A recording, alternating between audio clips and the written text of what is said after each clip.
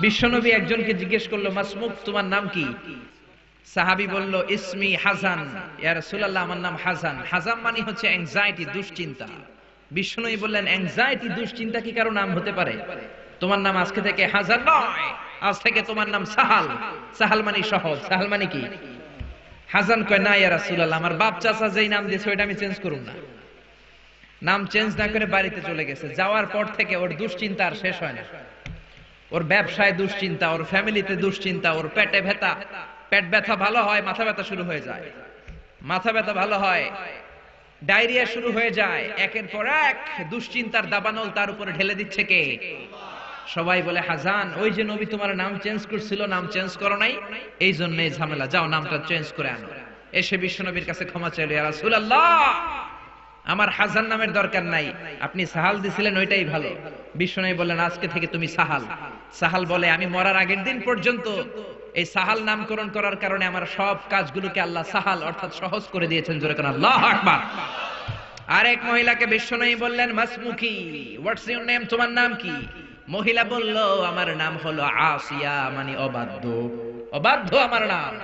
ফেরাউনের বউয়ের নাম ছিল আসিয়া, হামজা দিয়ে, ওইটা আইন দিয়ে নয়। আসিয়া মানে যে অন্যের প্রতি সহানুভূতি দেখায়। আর এই মহিলার নাম ছিল আইন দিয়ে আসিয়া।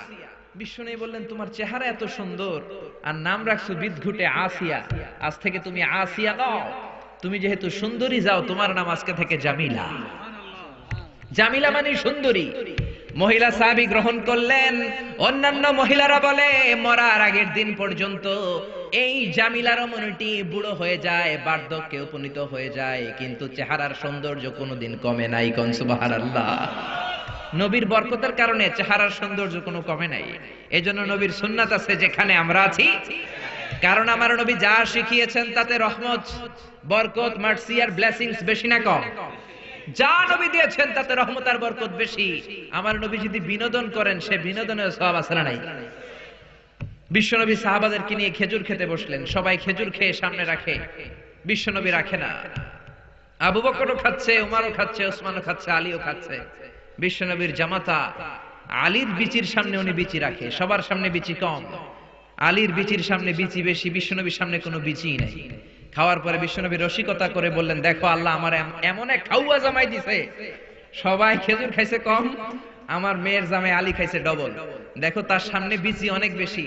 আলী বলে, দেখো, আল্লাহ আমার এমন এক শ্বশুর দিছে, আমরা তো খেজুর খাইয়া বিচি রাখছি, নবীর সামনে কোনো বিচি নাই, উনি খেজুরের সাথে বিচিও মাইরা দিছে। সুবহানাল্লাহ কইবেন না? ছোট্ট সময়ের মধ্যে কি রসিকতা করলেন, কি সুস্থ বিনোদন। আওয়াজ তোলে আল্লাহু আকবার। আরে কালো